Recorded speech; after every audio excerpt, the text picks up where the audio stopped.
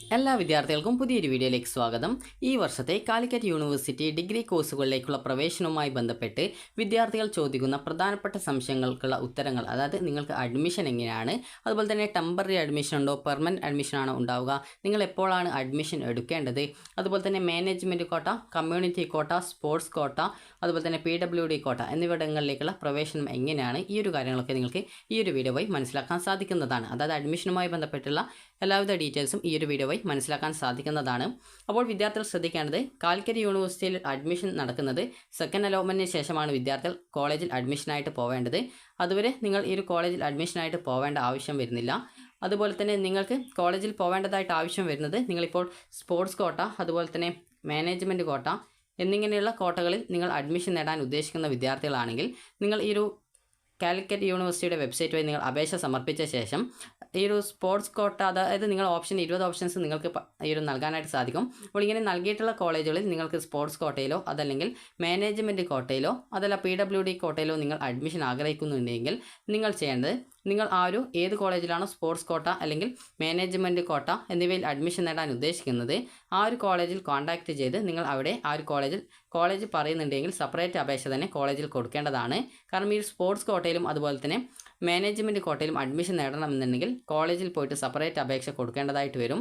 അപ്പോൾ നിങ്ങൾ ഈ ഒരു ഓൺലൈനായിട്ട് ഈ ഒരു കാലിക്കറ്റ് യൂണിവേഴ്സിറ്റി വെബ്സൈറ്റ് വഴി അപേക്ഷിച്ചതിൻ്റെ ആ ഒരു അപേക്ഷയുടെ പ്രിൻ്റ് ഔട്ടും അതുപോലെ തന്നെ ഈ ഒരു കോളേജിൽ നിന്നും മറ്റെന്തെങ്കിലും ഡോക്യുമെൻസിൻ്റെ ഫോം, അതായത് ഇപ്പോൾ ഈ ഒരു +2 റിസൾട്ടിൻ്റെ മറ്റോ ഫോമല്ല അതിൻ്റെ ഫോട്ടോസ്റ്റാറ്റോ മറ്റോ ആവശ്യമായിട്ട് പറയുകയാണെങ്കിൽ അതുകൂടി, അതായത് കോളേജിൽ നിന്ന് എന്തെങ്കിലും ഡോക്യുമെൻസിൻ കൂടി അതിൻ്റെ കോപ്പി കൂടി എടുത്ത് വരണമെന്ന് പറഞ്ഞിട്ടുണ്ടെങ്കിൽ അങ്ങനെ പോയിട്ട് കോളേജിൽ നിങ്ങൾ അതിന് സെപ്പറേറ്റ് ആയിട്ട് അപേക്ഷ കൊടുക്കേണ്ടതായിട്ട് വരുന്നതാണ്.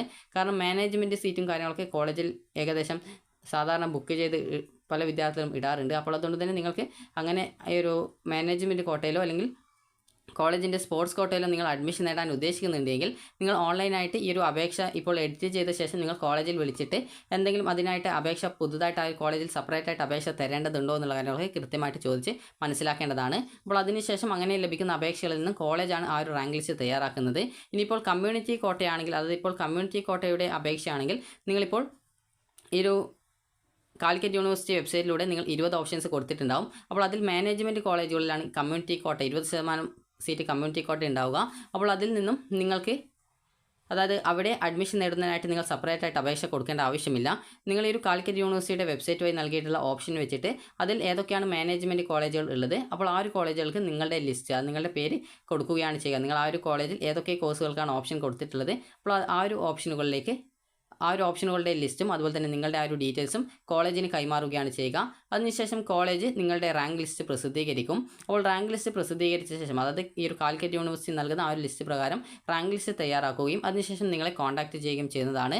അതുപോലെ തന്നെ ചില സമയത്ത് നിങ്ങൾ അങ്ങോട്ടേക്ക്, അതായത് അവിടെ ആ ഒരു കമ്മ്യൂണിറ്റി സീറ്റിൽ കിട്ടുമോ എന്നുള്ള കാര്യം കൃത്യമായിട്ട് നിങ്ങൾ ചോദിച്ച് മനസ്സിലാക്കുകയും ചെയ്യേണ്ടതാണ്. അപ്പോൾ ആ ഒരു രീതിയിലാണ് കമ്മ്യൂണിറ്റി കോട്ടയുടെ അഡ്മിഷൻ. നിങ്ങൾ നേരിട്ട് ആ ഒരു കോളേജിൽ പോയിട്ട് കൊടുക്കേണ്ട ആവശ്യമില്ല. കാലിക്കറ്റ് യൂണിവേഴ്സിറ്റി നിങ്ങൾ വെച്ച ഓപ്ഷൻ അനുസരിച്ച് അതിലുള്ള മാനേജ്മെൻറ്റ് കോളേജുകളിലേക്ക് നിങ്ങളുടെ ആ ഒരു ലിസ്റ്റ് കൈമാറുകയാണ് ചെയ്യുക. അതിനുശേഷം അതിൻ്റെ റാങ്ക് ലിസ്റ്റ് കോളേജ് തയ്യാറാക്കുകയും അതുവഴി നിങ്ങൾക്ക് കമ്മ്യൂണിറ്റി കോട്ടയിലേക്ക് അഡ്മിഷൻ നൽകുകയാണ് ചെയ്യുക. ഇനി വിദ്യാർത്ഥികൾ ചോദിക്കുന്ന പ്രധാനപ്പെട്ട കാര്യമാണ്, ട്രയൽ അലോട്ട്മെൻറ്റ് കിട്ടിക്കഴിഞ്ഞാൽ വിദ്യാർത്ഥികൾ അഡ്മിഷൻ എടുക്കണോ വേണ്ടയോ എന്നുള്ളത്.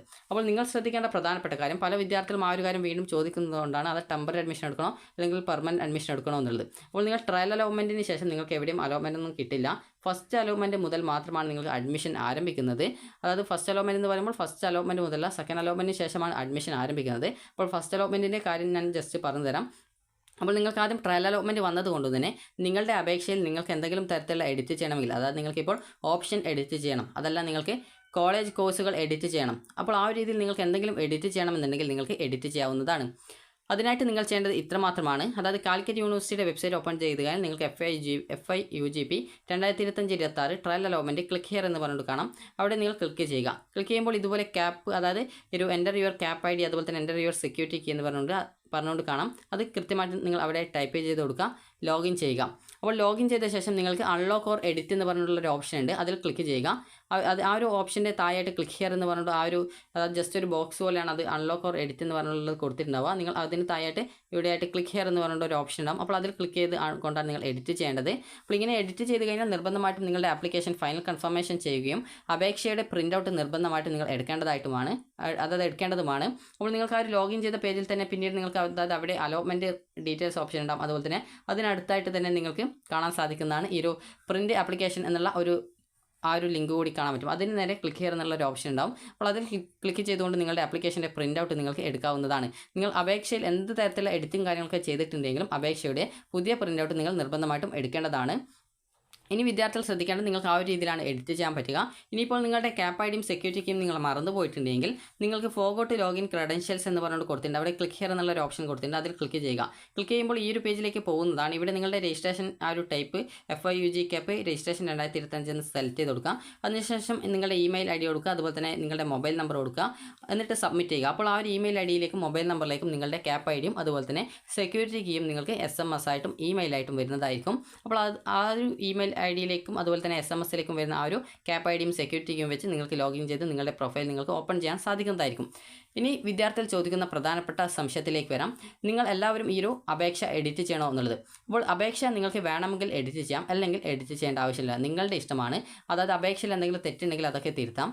അത് നിങ്ങളുടെ പേഴ്സണൽ ഡീറ്റെയിൽസ് ആയിക്കോട്ടെ, അല്ലെങ്കിൽ ഈ ഒരു ഏതെങ്കിലും സർട്ടിഫിക്കറ്റ് നിങ്ങൾ അപ്ലോഡ് ചെയ്ത് കൊടുക്കേണ്ടതായിക്കോട്ടെ, ഏത് തരത്തിൽ നിങ്ങൾക്ക് എഡിറ്റ് ചെയ്യണമെങ്കിൽ ആ പേഴ്സണൽ ഡീറ്റെയിൽസ് ഉള്ള ഏത് തരം എഡിറ്റുകളും നിങ്ങൾക്ക് ചെയ്യാൻ പറ്റും. അതുപോലെ തന്നെ നിങ്ങൾക്ക് കോളേജ് കോഴ്സ് എന്നിവ നിങ്ങൾക്ക് ചേഞ്ച് ചെയ്ത് കൊടുക്കണമെങ്കിൽ നിങ്ങൾക്ക് അങ്ങനെ ചെയ്യാം. അതല്ല നിങ്ങൾക്ക് കോളേജ് കോഴ്സിൽ ഏതെങ്കിലും ഓപ്ഷൻ റീഅറേഞ്ച്മെൻറ്റ് ചെയ്യണമെങ്കിൽ, റീഅറേഞ്ച് എന്ന് പറയുമ്പോൾ അങ്ങോട്ടും ഇങ്ങോട്ടൊക്കെ ഓപ്ഷൻ്റെ സ്ഥാനം അങ്ങോട്ടും ഇങ്ങോട്ടൊക്കെ ചേഞ്ച് ചെയ്യുന്നതാണ്. അപ്പോൾ അങ്ങനെ ചെയ്യണമെങ്കിൽ അങ്ങനെ ചെയ്യാം. വേണ്ടാതെ ഏതെങ്കിലും ഓപ്ഷൻ ഉണ്ടെങ്കിൽ അത് റിമൂവ് ചെയ്യണമെങ്കിൽ അങ്ങനെ ചെയ്യാം. അപ്പോൾ ഈ രീതിയിൽ നിങ്ങൾക്ക് കോളേജ് കോഴ്സുകൾ നിങ്ങൾക്ക് നിങ്ങളുടെ ഇഷ്ടത്തിനനുസരിച്ച് നിങ്ങൾക്ക് ചേഞ്ച് ചെയ്യാനായിട്ട് സാധിക്കുന്നതാണ്. അപ്പോൾ നിങ്ങളുടെ ഇഷ്ടത്തിനനുസരിച്ച് അത് നിങ്ങൾ ചേഞ്ച് ചെയ്യണമെങ്കിൽ ചേഞ്ച് ചെയ്ത് കൊടുക്കുക. ഇനി വിദ്യാർത്ഥികൾ ശ്രദ്ധിക്കേണ്ടത് ഈ ഒരു രീതിയിൽ ചേഞ്ച് ചെയ്യണമെന്ന് നിർബന്ധമൊന്നുമല്ല, നിങ്ങൾക്ക് ഇഷ്ടത്തിനനുസരിച്ച് നിങ്ങൾക്ക് ചെയ്യാവുന്നതാണ്. അതുപോലെ തന്നെ നിങ്ങൾ ശ്രദ്ധിക്കേണ്ട പ്രധാനപ്പെട്ട കാര്യം, ആകെ ഒറ്റൊരു ഓപ്ഷൻ കൊടുത്ത ഒരു വിദ്യാർത്ഥിയൊക്കെ ആണെങ്കിൽ നിർബന്ധമായിട്ടും വിദ്യാർത്ഥികൾ ഒന്നിലധികം ഓപ്ഷൻ കൊടുക്കുക. ഒന്നിലധികം ഓപ്ഷൻ എന്ന് പറയുമ്പോൾ നിങ്ങൾക്ക് ഇഷ്ടമില്ലാത്ത കോളേജ് കോഴ്സല്ല, നിങ്ങൾക്ക് ഇഷ്ടമുള്ള കോഴ്സുകൾ ഇഷ്ടമുള്ള കോളേജുകളിലേക്ക് നിങ്ങൾ കുറച്ച് 1, 2, 3 കോളേജുകളിലൊക്കെ മിനിമം കൊടുക്കാൻ ശ്രദ്ധിക്കുക. കാരണം ചില വിദ്യാർത്ഥികൾ ഒരു കോളേജൊക്കെ ഓപ്ഷനായിട്ട് കൊടുത്ത വിദ്യാർത്ഥികളുണ്ട്. അപ്പോൾ അതുകൊണ്ടാണ് ആ ഒരു കാര്യം പറയുന്നത്. അതുപോലെ തന്നെ നിങ്ങൾ ഓപ്ഷൻ കൊടുക്കുന്ന സമയത്ത് കോളേജുകളിലേക്കുള്ള ദൂരം, അതുപോലെ ഹോസ്റ്റൽ സൗകര്യം, ഇതൊക്കെ മനസ്സിലാക്കിയിട്ട് വേണം നിങ്ങൾ ഓപ്ഷൻസ് കൊടുക്കാനായിട്ട്. അപ്പോൾ ഇതിന് ശേഷം വിദ്യാർത്ഥികൾ ചോദിക്കുന്നതാണ്, ട്രയൽ അലോട്ട്മെൻറ്റിന് ശേഷം വിദ്യാർത്ഥികൾ പെർമനൻറ്റ് അഡ്മിഷൻ എടുക്കണോ അല്ലെങ്കിൽ ടെമ്പററി അഡ്മിഷൻ എടുക്കണോ എന്നത്. നിങ്ങൾ ചെയ്യേണ്ടത് ഒന്നും ചെയ്യേണ്ടതില്ല. നിങ്ങൾക്ക് അപേക്ഷയിൽ എന്തെങ്കിലും തരത്തിലുള്ള എഡിറ്റോ മറ്റോ ചെയ്യേണ്ടതുണ്ടെങ്കിൽ നിങ്ങൾ എഡിറ്റ് ചെയ്താൽ മതി, അല്ലാതെ വേറൊന്നും ചെയ്യേണ്ടതില്ല. എഡിറ്റ് ചെയ്യാനുള്ള സൗകര്യം നാളെ, അതായത് ജൂൺ 18-ാം തീയതി വൈകുന്നേരം 3 മണി വരെയാണ് അതിനുള്ള സൗകര്യം ഉണ്ടായിരിക്കുക. ഇനി നിങ്ങൾ എപ്പോഴാണ് അഡ്മിഷൻ എടുക്കേണ്ടത് എന്നുള്ള കാര്യം പറയാം. അപ്പോൾ നിങ്ങൾ ഫസ്റ്റ് അലോട്ട്മെൻറ്റിന് ശേഷം മാത്രമാണ് നിങ്ങൾ അഡ്മിഷൻ എടുക്കേണ്ടതായിട്ടുള്ളത്. ഫസ്റ്റ് അലോട്ട്മെൻറ്റ് എന്ന് പറയുമ്പോൾ ഫസ്റ്റ് അലോട്ട്മെൻറ്റിന് ശേഷം നിങ്ങൾ നേരിട്ട് പോയിട്ട് അഡ്മിഷൻ എടുക്കാനൊന്നും പോവേണ്ടതില്ല. ഫസ്റ്റ് അലോട്ട്മെൻറ്റ് വന്നു കഴിഞ്ഞാൽ നിങ്ങൾ ചെയ്യേണ്ടത്, നിങ്ങൾക്ക് അലോട്ട്മെൻറ്റ് കിട്ടിയിട്ടുണ്ടെങ്കിൽ ഒരു മാൻഡേറ്ററി ഫീസ് ഉണ്ടാവും. അത് ഏകദേശം ഒരു 700 രൂപയോളമാണ് വരുന്നത്. അതുപോലെ തന്നെ SC/ST വിഭാഗം വിദ്യാർത്ഥികളാണെങ്കിൽ 350 രൂപയോളമാണ് ഫീസ് വരുന്നത്. അപ്പോൾ ആ ഒരു രീതിയിലാണ് ഫീസ് വരിക. അപ്പോൾ നിങ്ങൾക്ക് ഫസ്റ്റ് അലോട്ട്മെൻറ്റ് കിട്ടിക്കഴിഞ്ഞാൽ നേരത്തെ നിങ്ങൾ ചെക്ക് ചെയ്ത രീതിയിൽ തന്നെ അലോട്ട്മെൻറ്റ് ചെക്ക് ചെയ്യുക. അപ്പോൾ അതിനുശേഷം നിങ്ങൾക്ക് പ്രൊഫൈലിൽ തന്നെ മാൻഡേറ്ററി ഫീസ് അടക്കാനുള്ള ഓപ്ഷൻ ഒരു ലിങ്ക് ഉണ്ട്. അപ്പോൾ അതുവഴി നിങ്ങൾ ഫസ്റ്റ് അലോട്ട്മെൻറ്റിന് ശേഷമാണ് ഈ ഒരു ഫീ പേയ്മെൻറ്റ് ചെയ്യേണ്ടത്. അപ്പോൾ ഞാൻ ജസ്റ്റ് ഒരു ഉദാഹരണം നിങ്ങൾക്ക് പറഞ്ഞുതരാം. അപ്പോൾ ഞാനിപ്പോൾ ഒരു 10 ഓപ്ഷൻ കൊടുത്തെന്ന് വിചാരിക്കാം. അപ്പോൾ 10 ഓപ്ഷൻസ് കൊടുത്ത സമയത്ത് എനിക്ക് അലോട്ട്മെൻറ്റ് കിട്ടിയിട്ടുണ്ടായിരുന്നത്, അതായത്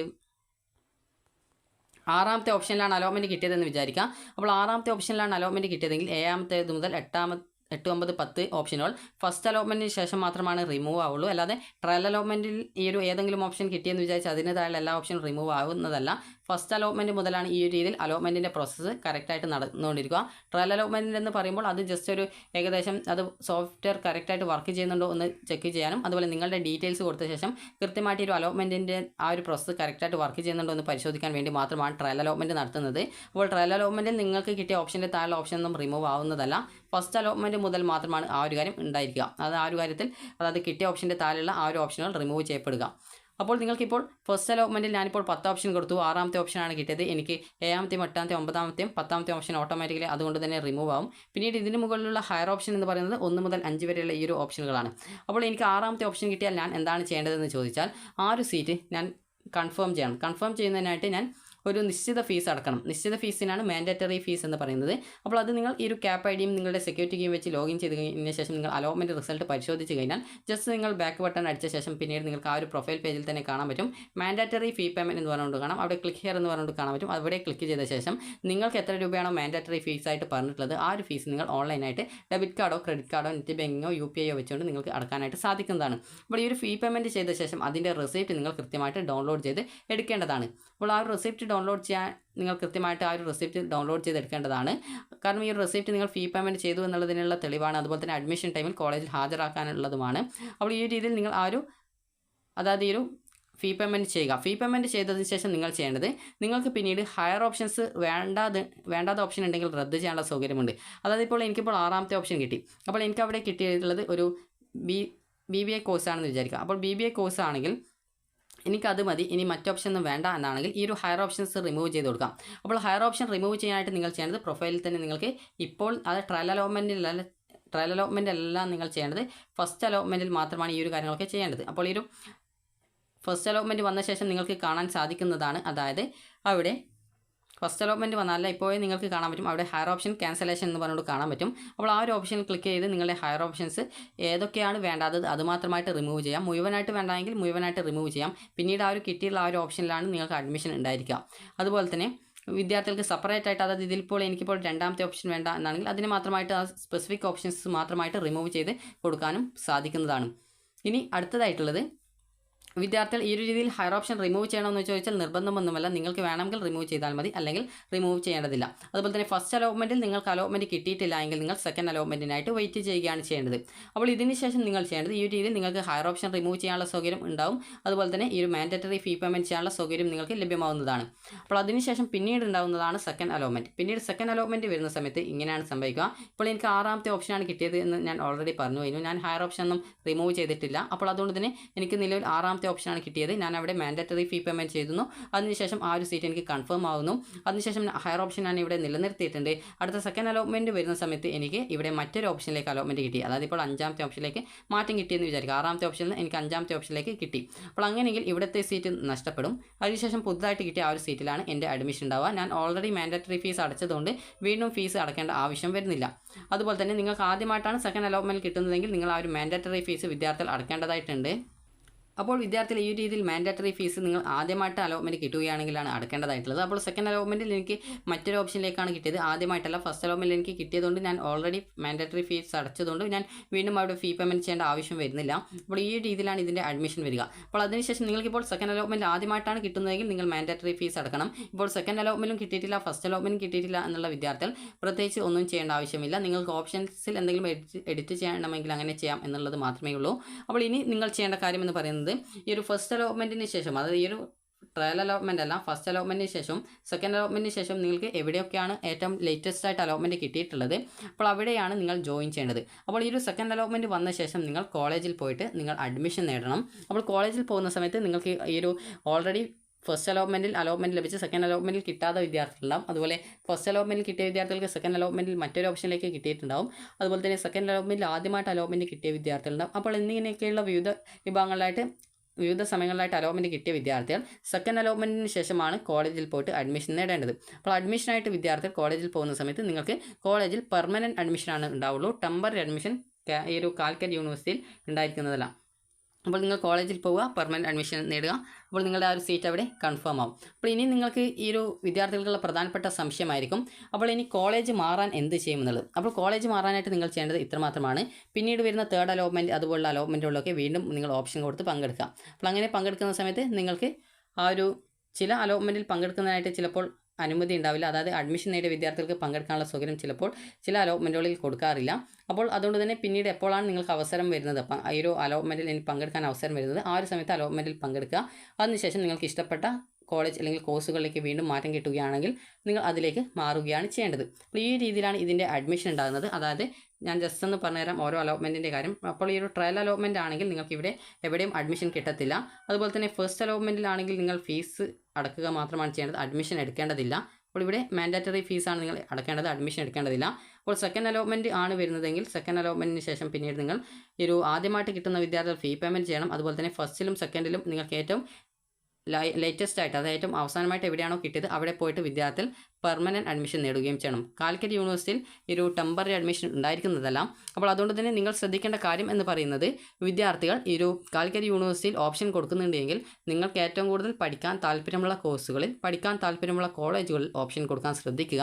അപ്പോൾ നിങ്ങൾക്ക് ഈ ഒരു വീഡിയോ ഉപകാരപ്രദമായിട്ടുണ്ടെന്ന് കരുതുന്നു. ഉപകാരപ്രദമായിട്ടുണ്ടെങ്കിൽ ലൈക്ക് ചെയ്യുക, ഷെയർ ചെയ്യുക. Thank you for watching.